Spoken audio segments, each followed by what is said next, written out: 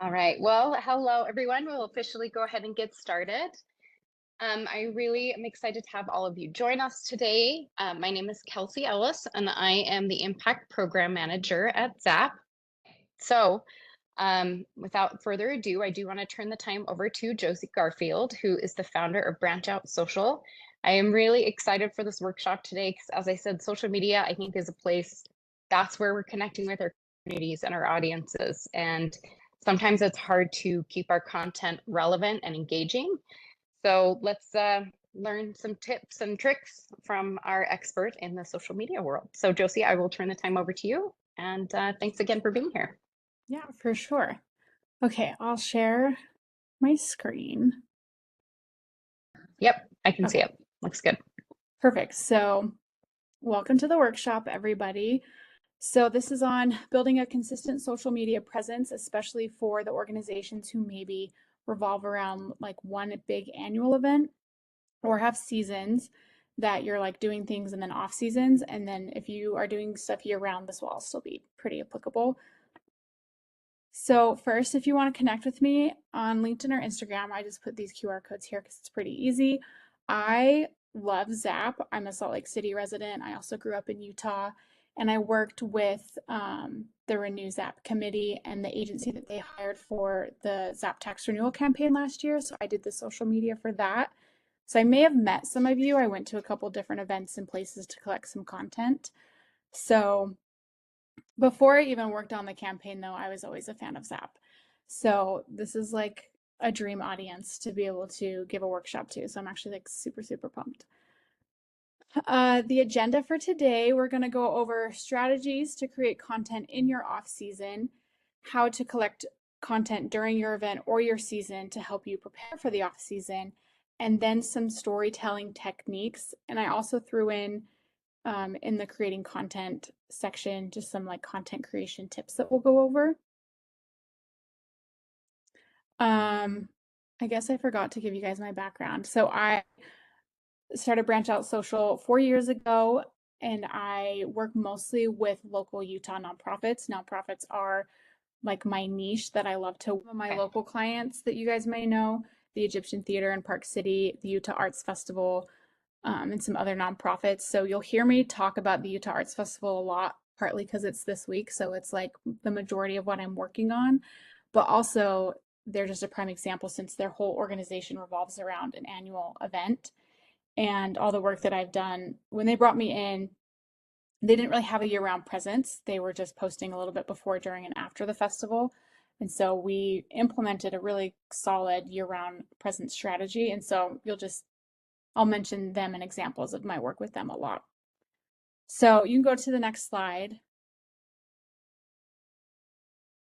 So creating content in the off season, these are posts whenever I work with like a new client these are usually the first posts that I create for them and posts that every organization should have on their feed at least once in your like social media lifetime.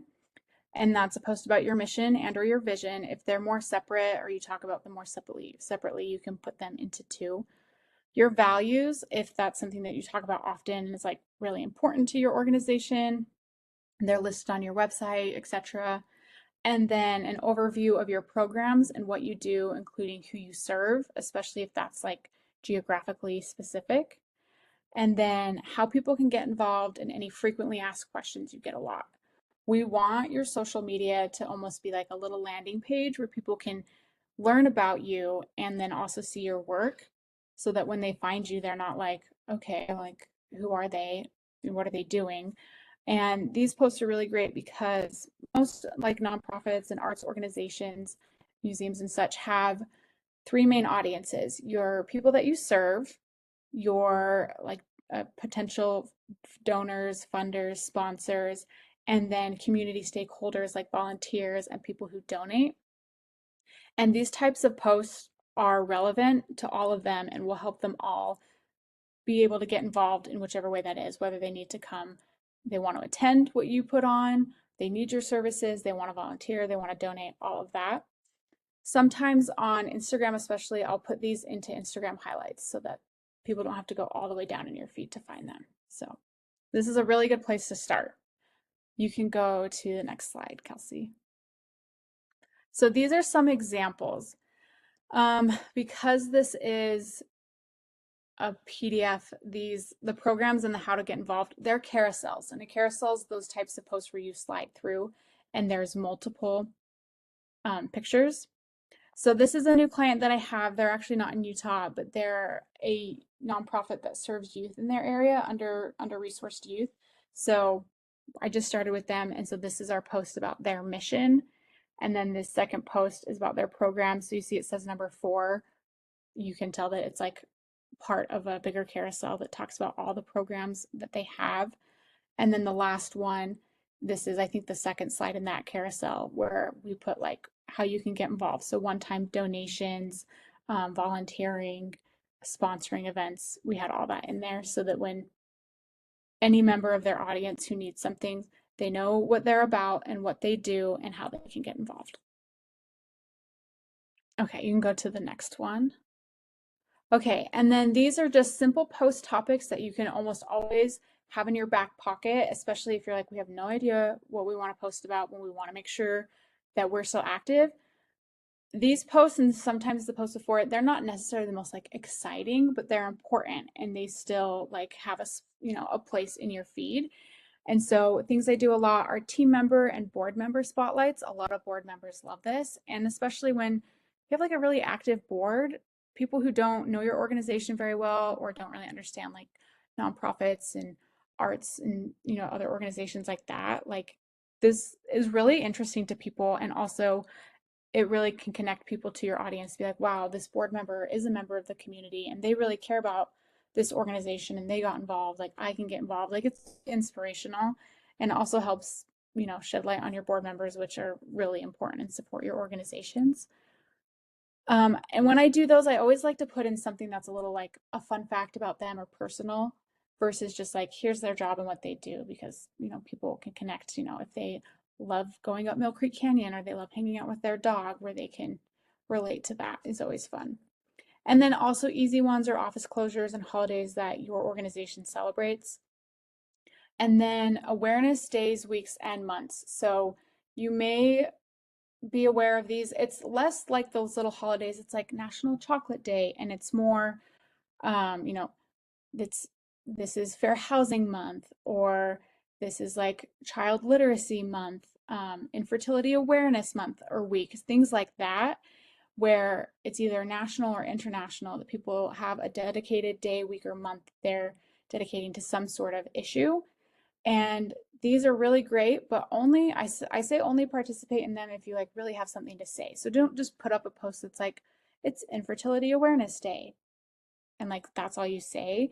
But if your organization like works in that, you'll say like, it's Infertility Awareness Day. This is why this is so important. And this is what we're doing to tackle this issue. So you're joining the conversation versus just, putting up a post that's like, here, we kind of do this too.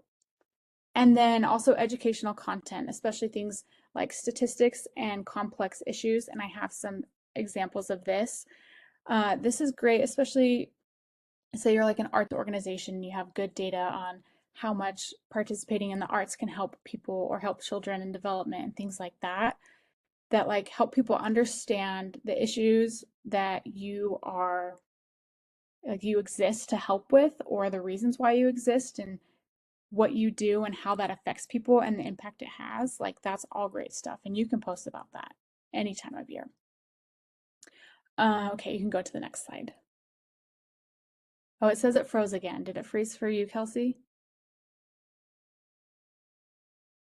Oh, you're muted. I can still hear you. Okay. Can we do maybe a quick check, thumbs up, thumbs down for anybody? Yep, I'm Okay. still seeing here. Okay, so we're doing Perfect. okay. Okay, good. So here's some examples of that type of content. And this is for the Community Development Corporation of Utah, if any of you are familiar with them. So the first one is a board member spotlight for one of their board members that's in like one of the really local communities to them. The second one, we can't see the title, but it was for first time home buyer like awareness month. And so we put the different programs that they have that would help first time home buyers to be able to buy a home.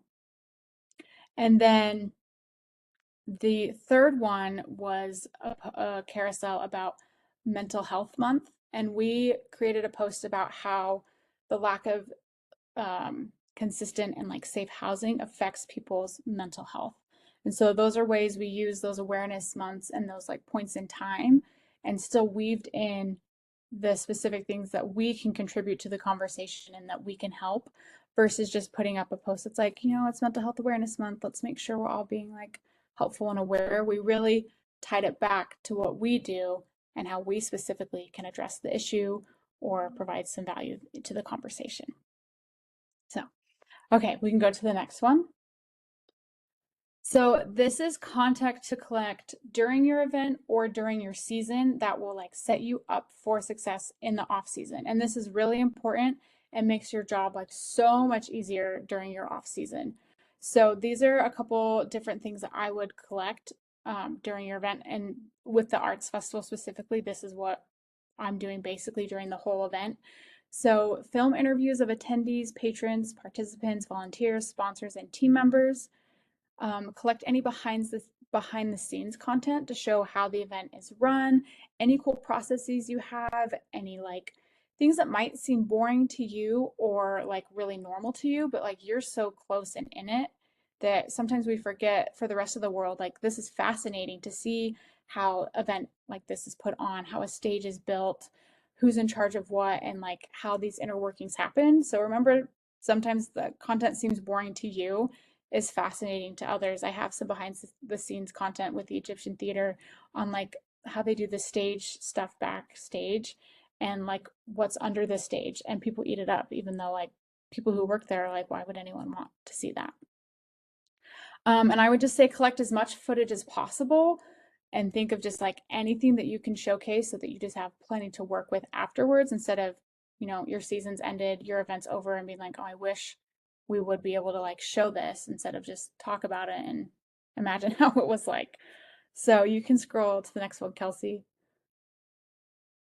So here's some examples of interviews. So like I said, at the arts festival, I'm on site and I basically just walk around and I take B-roll, which is that type of footage that's like a scan of the crowd, like a video of an artist doing something that's you'll see in like newsreels.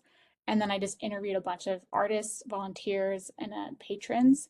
And so this was helpful because we had content in the off season, first off. And then second, all of this content showed the impact of the Utah Arts Festival, that it's more than just a fun event that people come to for a couple days each year. And I'll go into some of these examples of what these interviews were in our storytelling section.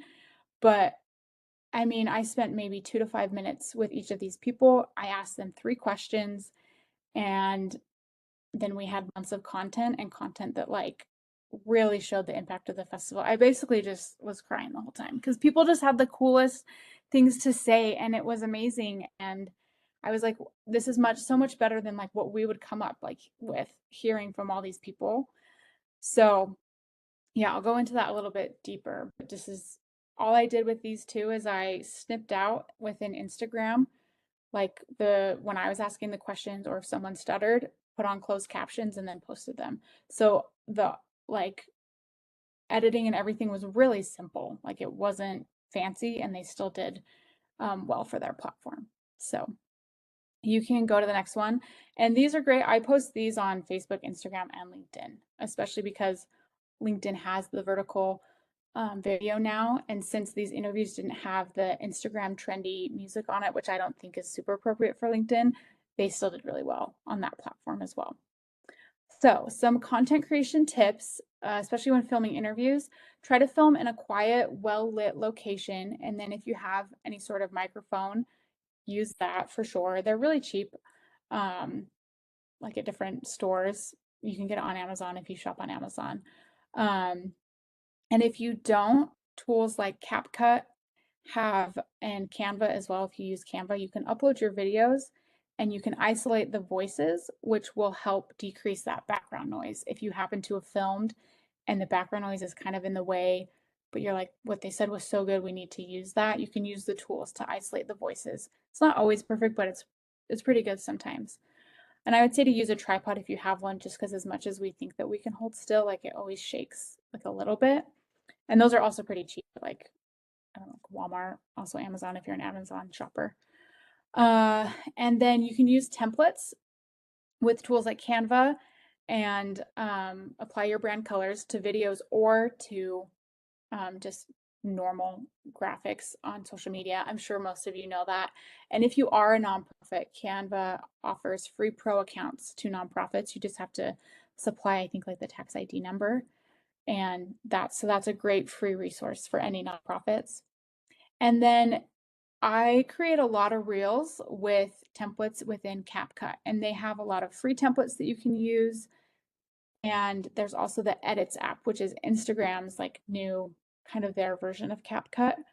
And both of them is where you can do those like green screen reels where there's a picture behind you and the person's talking, and sometimes it'll be like, this is what we're doing, this is what we're talking about. And then CapCut's really good if you have maybe a ton of photos, but not as many videos from your event or your off or your season. And they'll have just really easy, fun edits that will put your pictures in, but it's a little bit more entertaining versus just scrolling through the pictures or like having a slow slideshow. It'll kind of do different effects of like transitions and like popping the videos on or the pictures on the screen so that you can have a more engaging video when all you did was upload 20 photos. So that's another quick and easy way to do that. And then go to the next slide, Kelsey. I have some examples of this.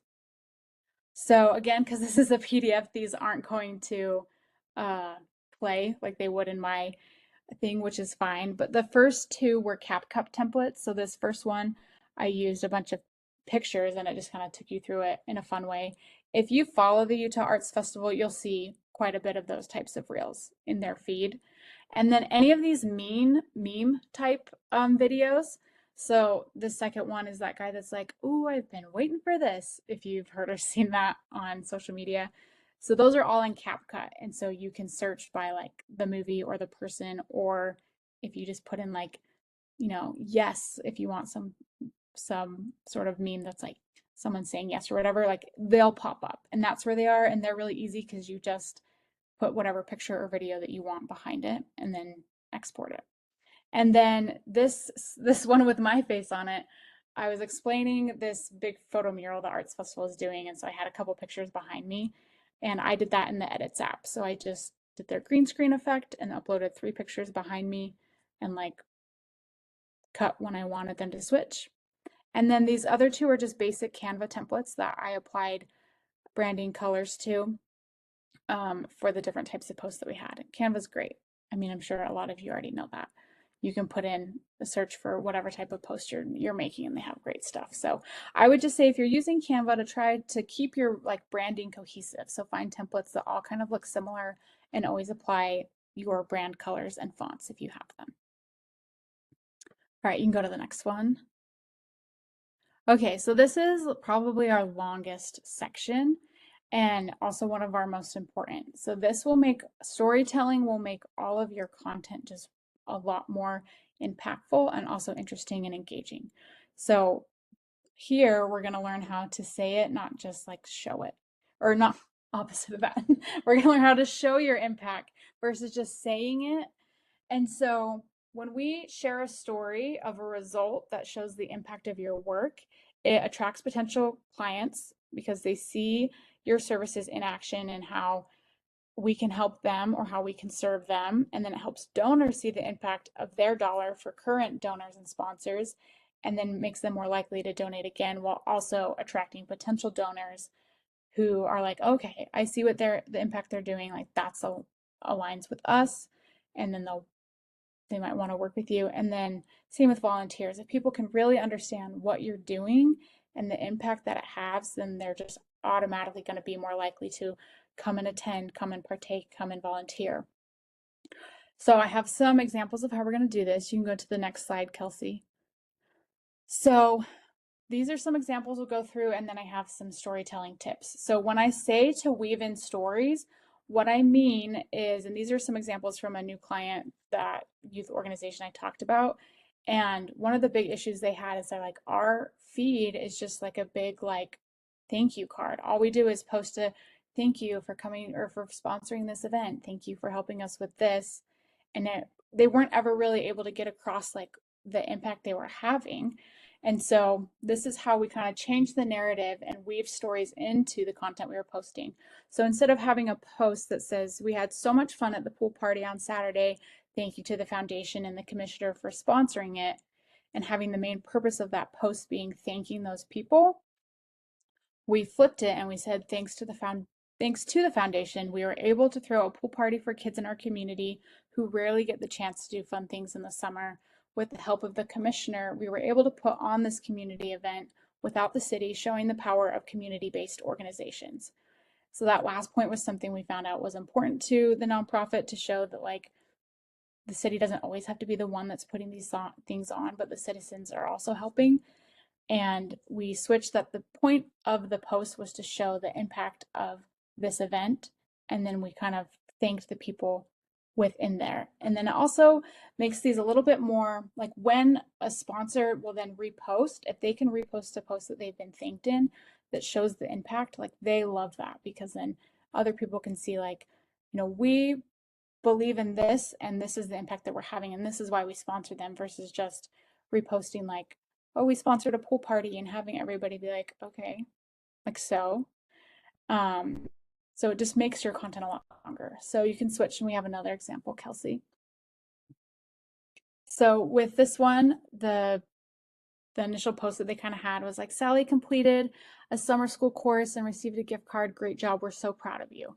As an audience member, like, we don't know why she completed that, why that matters. Like, yes, we're happy for her, like, good for you. But we took the post and we said, due to school buses not running in the summer, many kids who need to make up credits and attend summer school aren't able to get to the school. So we partner with local schools to provide one-on-one tutoring within walking distance of these kids who would otherwise not be able to attend. These students are completing missed credits, so they start the next school year on track and prepared for the next grade. So already, like, we have way more context and we understand like, oh, this is a big deal that like this organization provided these services so Sally could finish this course so that when she starts the school year, she's not already behind. And then I have one more example.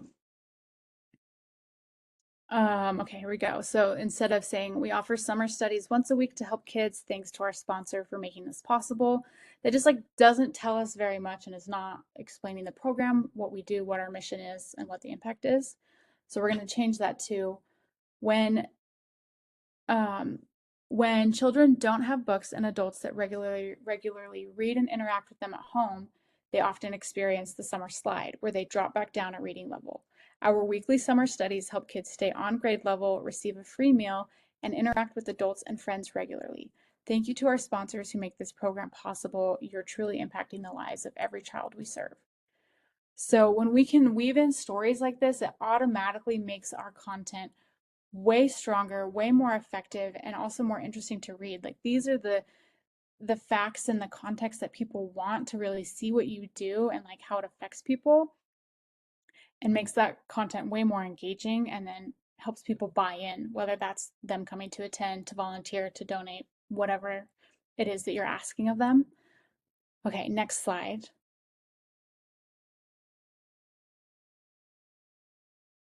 Okay, sorry, I didn't notice that they're branded the same, so I didn't notice it changed.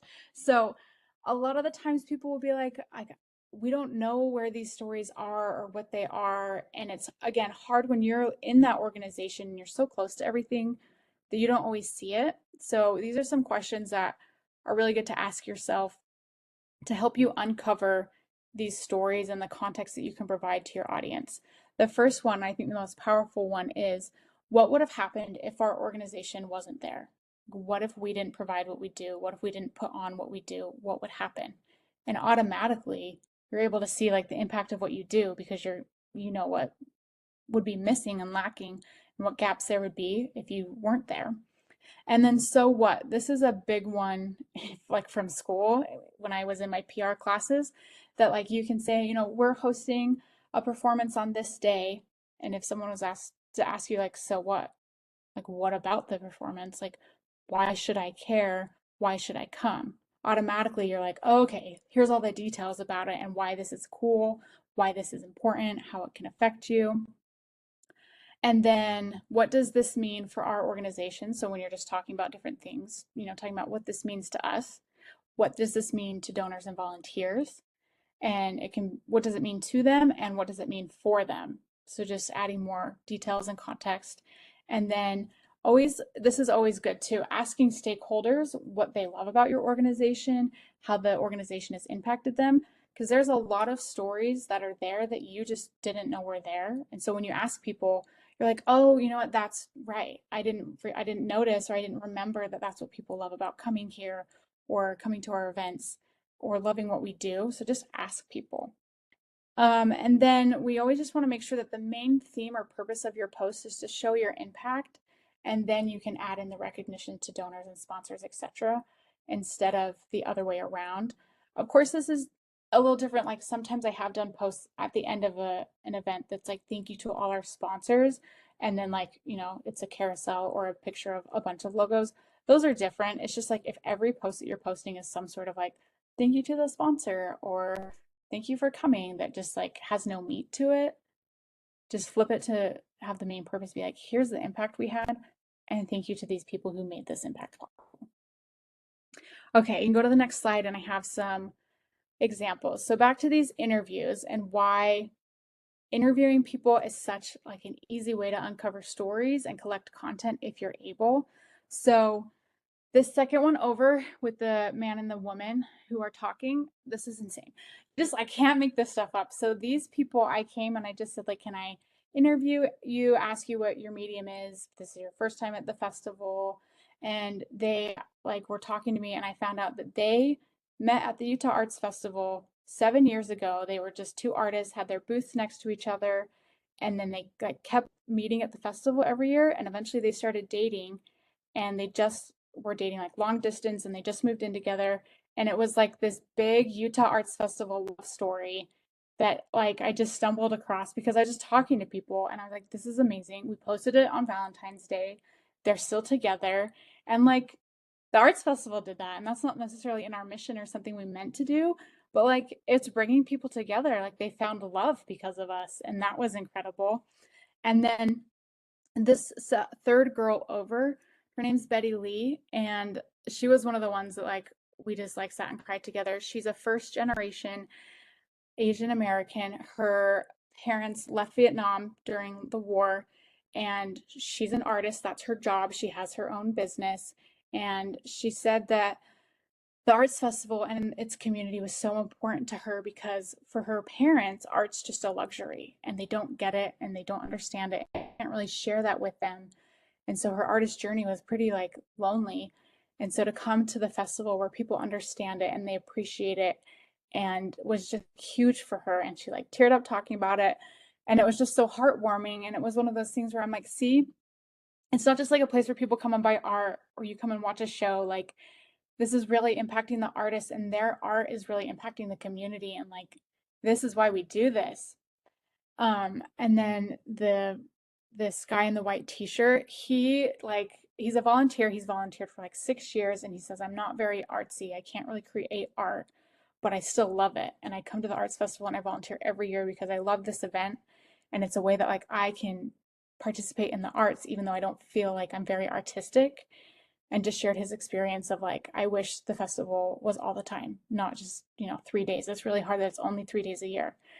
And then this last guy on the end, he is a sculptor, and he talked about how he started sculpting after the death of his sister as a way to cope. And then he just like loved it so much that now it's his full-time job, and his sculptures are actually urns because he was like, he didn't like that people were in like a little vase that wasn't very pretty sometimes.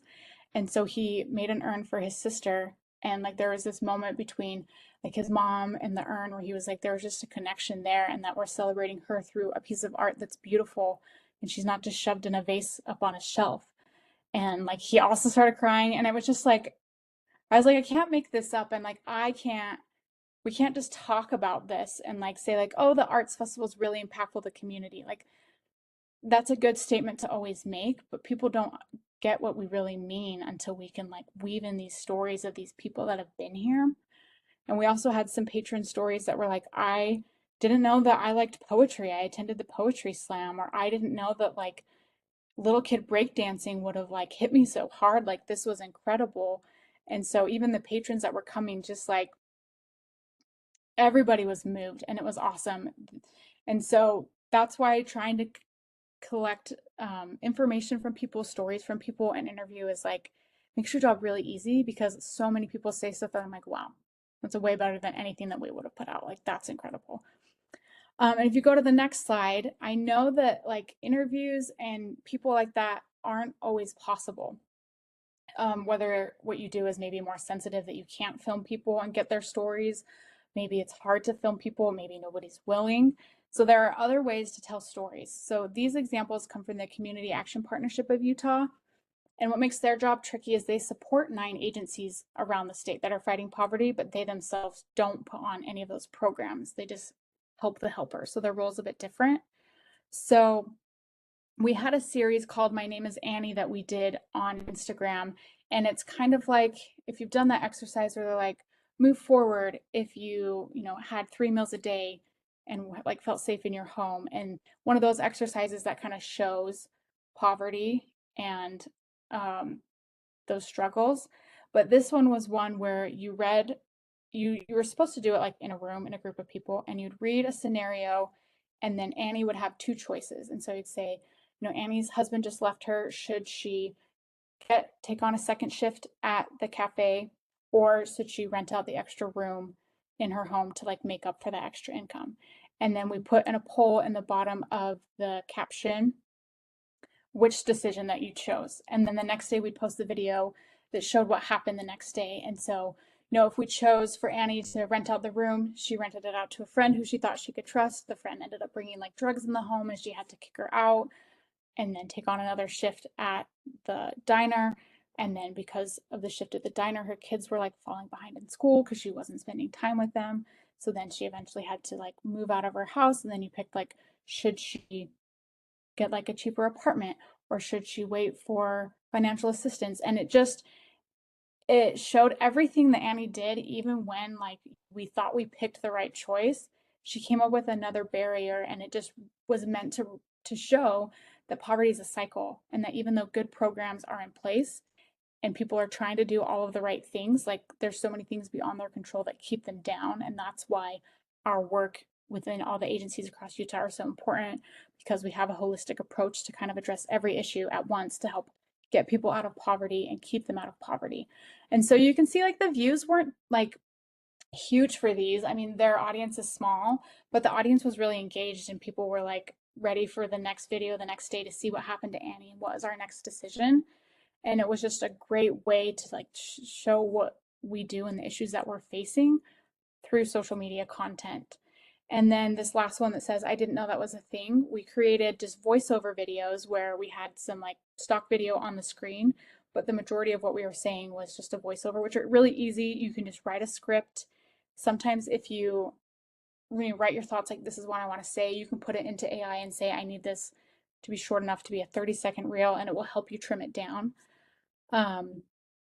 And so we have this series also on there called I Didn't Know That Was a Thing. And we address the cycle of poverty, what's digital access, what do diapers have to do with poverty, and all of these kind of complicated, complex issues that we're using the storytelling to help people understand.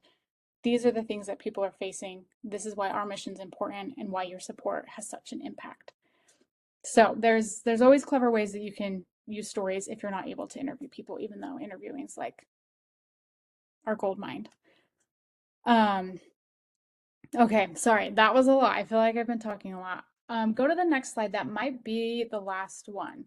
Yeah, so that was, okay, yeah.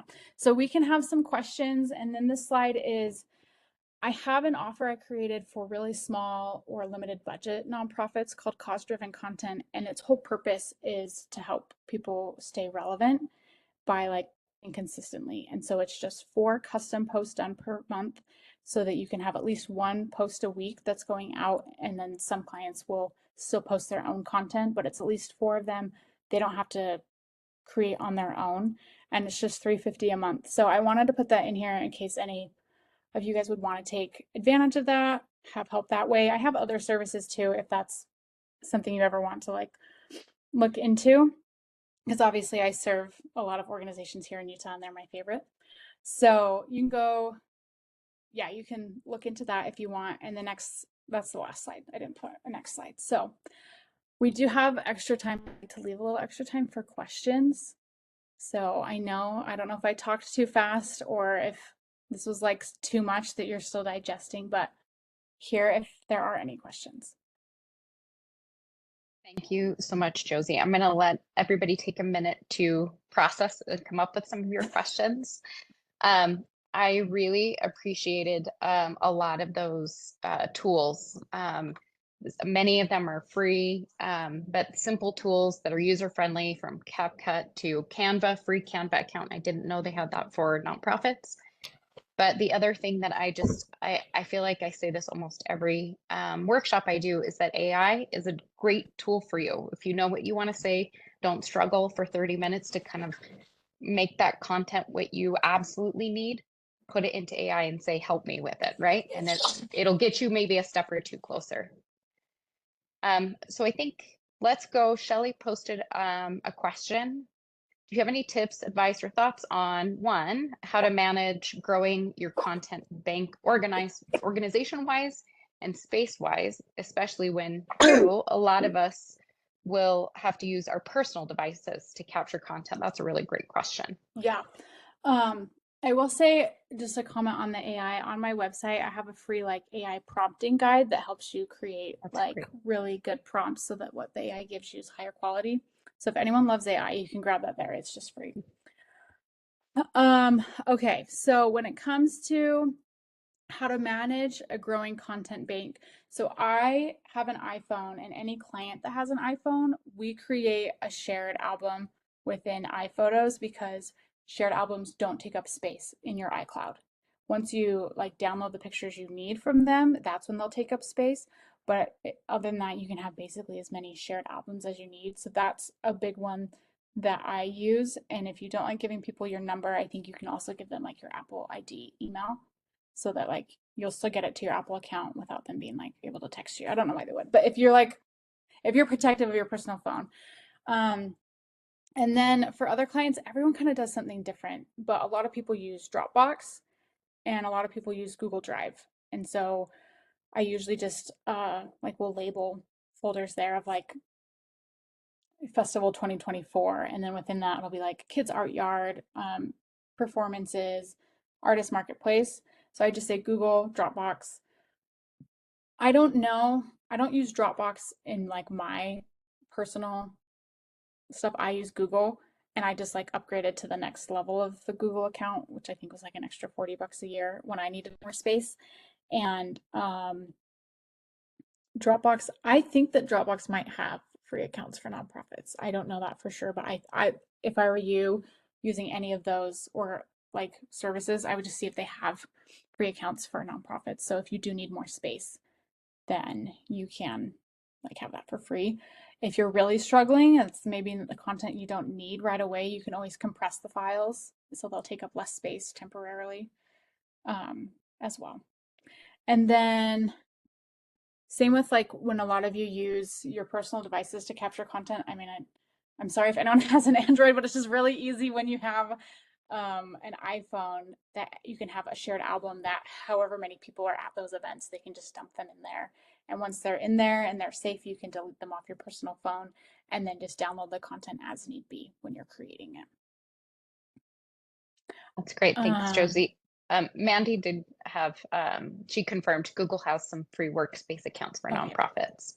perfect. Yeah, then I would use, yeah, I really like Google. And you can do it in your Drive or probably within Google Photos as well, since they have their own app for that. Thanks. Okay. And we have another question in the chat about any advice on how often to post or how to balance your maybe static versus reels. I think that's like Yeah, the golden question that we always have. Like, how much yeah, do we post? How much do we engage? What's too much? yeah. So it's really hard too because there's so many like gurus out there that's like you need to post 2 times a day, you need to post every day a week, only need to post whatever. What is most important is that you're consistent, and consistency looks different to everybody. So, like for the Utah Arts Festival, for example, as we get closer to the festival and then during June, we post basically every day because we just have so much to say and there's so much that needs to go out. But during the off season, we'll post more like 3 to 4 times a week. And so, as long as you're consistent, that's the most important thing. And you can test it out and look at your analytics and say, like, okay, if we drop off, obviously if you post less, your numbers will all go down just because there's less volume. But you'll be able to tell, like, okay, our audience seems to really do best when we post 3 times a week. And you can kind of test it out that way. Most of my clients, we post 3 to 4 times a week. I personally, like as a social media manager, don't think you need to post every single day. And as a consumer, even accounts I really love, I hate when they post too much because I'm like, I can't keep up. Like I want to read everything, but like I can't I can't do all this. And so as long as you're consistent in your way, and that's the same thing with that offer that I have, like yes, it's only one post a week, but if it's between one post a week and 3 months of no post, then like once a week is better. And then balancing static versus reels. I think the more important thing for that is making sure that the whatever type of content you use works best for that type of post. So like if you have maybe a longer post where you're explaining something that's a little bit more text heavy and a little bit longer, and you put like one picture, but the caption's like a novel, I would suggest putting that into a carousel instead so that you can break it up between the slides and it's more easily digestible. And then for static versus reels, I think that also just kind of depends on the post. If it's a post that's like really specific to your audience and you really only need them to see it, then a static post is fine because that's the people that will be seeing it.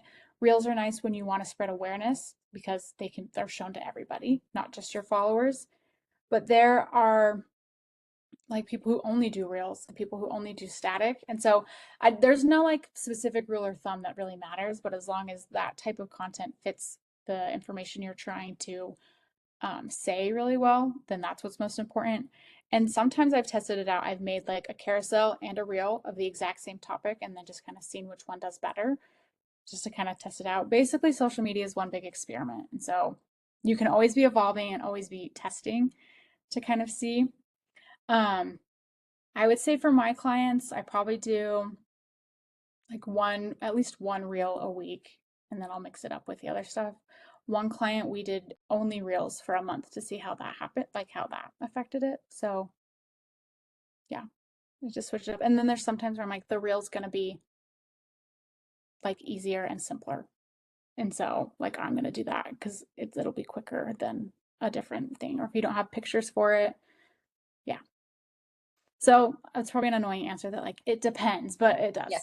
But but I actually I really don't I appreciate don't that. think that yeah, I don't think that anyone should get hung up on like, am I posting enough reels? Am I posting enough static? Like do what's gonna fit that piece of content the best. And if you're consistent, then like it's good. And then you can test out more nitty-gritty within your own audience. Yeah, I Um, think that also builds a little bit of comfort for everyone that may be testing out some new things, just knowing that some things are going to work and some things aren't going to work. But the more you keep testing and trying and just getting to understand what your audience is interested in and how they're engaging, you can make tweaks, you can try new things. But once you find a good rhythm, that good consistency is, I think, important. mhm. And if we have other questions, you can go ahead and go off mute, or you can post them in chat. That's where we're kind of grabbing those. Um, yes, Ashley, I will post Josie's email here in the chat, but I will also send her contact information in the follow-up email so that all of you have access to that as well. Yeah. There also was a comment about like minimum 2 posts a week to keep Yeah. within your audience, one post a week puts you lower. Um, with the algorithms, like because things aren't chronological anymore, like the more you post, the more people will see it. The more people will see it, like they will push it out. And so like that is true because like, that's how the algorithm works. But you also have to protect like your peace and your sanity in that like if it's a really time sensitive post, like make sure that it goes out, a week or, a couple days before so that if it does fall down in people's feed, they'll still see it or post it on stories. That's why it was really important for the arts festival to have a year-round presence, because if we just started posting mid-May with the algorithm, we really might not start showing up in people's feed till it's like mid-June, and then that's like helping nobody. Um, and so if you can do like 2 to 3 a week, like obviously those things are ideal, but if you can't, like as long as you're consistent, like that's what's most important. So people don't come to your feed and like think that you're a ghost town and you're not like actually working or open or doing what you're doing anymore. Yeah, that's great. Uh, any other questions? We can leave this open for a little bit.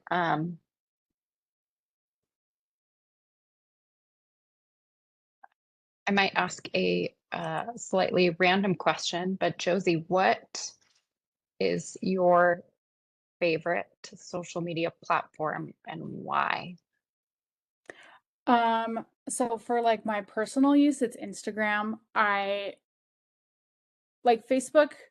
I never super got into Facebook. I'm definitely in the generation that like was could be like super into Facebook. I'm not old enough for MySpace, so like Facebook was it. But I think the platform is like clunky and not super user friendly, and like people get in like a lot of fights on Facebook, and so I just don't care for the platform. But I love Instagram, that it's like really simple, and the pictures. That's definitely the one that I enjoy working with the most. I don't do TikTok just because it's hard for a contractor to do that, just because the volume you need. It's much easier when you're on site. And it's also annoying when TikTok's here and then it's not, and then maybe it will be here and maybe it won't. And so, yeah, I use Instagram a lot. And then LinkedIn's great for like donors and funders. Like that's the best platform to reach them, because that's where, the professionals are hanging out. And so all my content for clients on LinkedIn is slightly different and geared more towards donors and funders versus like people who may need our services or may want to attend our event. And that was Jay had a really great segue question here because I think for ease sake, we might want to create a post and just duplicate it across the platforms. But maybe you have some advice or suggestions about how to address that when you're posting across the platforms. Yeah. So I usually cross post pretty identically between Instagram and Facebook. I'll take out any like visit our link in bio language, and then I'll put the actual link in the Facebook post, since you can hyperlink in Facebook posts. I don't put any links in Instagram because they don't hyperlink, and they also don't allow you to copy in the caption. So people can't do anything with it unless they like had your Instagram post up and typed in like HTTPS and like the whole link. So always in Instagram, I direct people to link in bio, and then I'll take that language out. And sometimes I'll change the image size so it's sized for Facebook. Because I feel like for most of my clients, the audience on Facebook skews a little older, but not so much that it really constitutes me rewriting the caption for them. But then for LinkedIn, I don't post as many, especially for like the nonprofit clients who are like fighting poverty. I'm not on LinkedIn saying like, if you need to come to the food bank, like here's our hours. It's more like, here's the work we're doing, here's how you can support, and here's where you can like, here's the link to where you can do that. So any interviews are also great on LinkedIn because it's showing your impact. And then of course, thanking sponsors who are on LinkedIn. And then on all platforms, I do like organic engagement where I'm going out and engaging with like a potential donor, liking their post, commenting on their post, maybe messaging some of their people to kind of start conversations that way. So yeah, I don't suggest blindly cross-posting to LinkedIn. I'd switch that a little bit to be geared more towards like a funder or a potential donor. And you can ask ChatGPT, or if you use AI, do that too. Sometimes I'll put in a caption and be like, hey, can you help me adjust this from this audience to this audience? And then you can ask it to give you suggestions, or you can ask it to rewrite it for you. Yeah, so just make sure you're mindful of like who you're talking to and who's on each platform. And you can look in your native analytics and it'll tell you like the majority age range and gender and geographic location of who's seeing your content. Um, and then That's great. another question, I saw the scheduling Mhm. posts. Yeah. I like to schedule all my posts, even reels. You have to schedule, if you use audio from Instagram, you have to schedule it within Instagram. You can't use any of the other platforms. I use Sprout Social because it's really good for agencies, but if you're just like one organization, it's kind of pricey. But other good ones are Later. There's Hootsuite. There's like a ton of them, but I think Later is the most affordable one. They have a good free level, and then I think the next one up that's like gives you plenty of what you would need is only like $15 a month. And they might have stuff for nonprofits, I'm not sure. But I usually create all my content and schedule it like a month in advance. It doesn't really have an effect on like if you schedule a month in advance on like its engagement or stuff like that. The only thing is sometimes I will leave placeholders for like we're gonna make a trendy reel in 3 weeks, but I'm not going to make it right now because in 3 weeks it'll probably not be trendy anymore, or like new trends pop up. And so sometimes I will leave placeholders for that. But if it's a post that's like this post could be posted anytime and it's going to be good anytime, like for sure I'll schedule that. So like nobody forgets to post it and it makes your life like a ton easier. So Thank you. And I'm going to take a quick pause before we get to another question. It is 1 o'clock. So if there are any of you that need to jump off, of course, feel free to do so. I think we can hang on for a few more minutes if you're okay with that, Josie, if we have a few more mhm. questions. But I do want to say again, thank you so much for being here today. I think this has been really helpful. I found a couple of great little tools and nuggets that I feel like I can take. Whether it's even just for personal use or just how we talk about our work, that impact and storytelling, I will tell you a lot of that is great for your reporting as well on your grant applications and your evaluation reports. If you have real stories, a lot of funders love to hear those things. That's a different level of impact. That's not just your numbers. So it serves two purposes there. That's true. I forgot about that. Yeah, The festival asked for all those videos when they were applying for grants. I yes. remember that now. It's a really good reporting tool. So don't think about it as just keeping your social platforms and people engaged. That's going to be meaningful content for you later. So keep those going. Um, if you need to jump off, that's great. Again, thank you, and I'll send everyone a follow-up email. We did have one question. This is more on the scheduling piece with, do you like Loomly or other maybe platforms? You mentioned a few scheduling Yeah. software pieces. I've only used Loomly for like recording, like screen recording stuff for myself. I haven't used it for anything else, but I've never heard anything negative about using Loomly. So if that's what you like to use, then I think it's fine. There's a lot of like weird myths out there that people like if you use something that's like off the platform, like they're not going to prioritize your content, but like it's mostly just clickbait scare tactics. Like there's no evidence behind it. So, you know, if you don't people will say like if you copy and paste from your notes app, like it won't push it out. Like there it doesn't know that. Or if you use a different editing app, like it yeah, those are just like clickbait scare tactics. So whatever works for you is totally fine. Meta has their own scheduler within it too for Instagram and Facebook, and it's just in your account. So that's always free, always a good option. I just personally, Meta's like not very user friendly, so I don't like to use it. Well, and of course, like I have one that's better for an agency, but um, yes. Yeah, that's great. Thank you. For sure. And anyone can reach out at any time if you have any questions. Like I said, I just love the community. I'm a member of most of the ZAP. Well, I guess no, we're all in Salt Lake County, and I'm in Salt Lake County. So I am a member, a community member nearby. And so like I just care about all the organizations and I want you all to just succeed. So you can always Yeah. reach out if you need anything. Well, I think this was wonderful. You might get to know a few new organizations too, since we do have a pretty big ZAP community. So again, thank you everyone. I'll get the video posted. I'll send a follow-up email, but if you have questions, feel free, of course, to reach out to Josie or myself or anybody else at ZAP. And I just hope everyone has a great rest of your Tuesday, great rest of your week. So thank you so much. Thank you guys.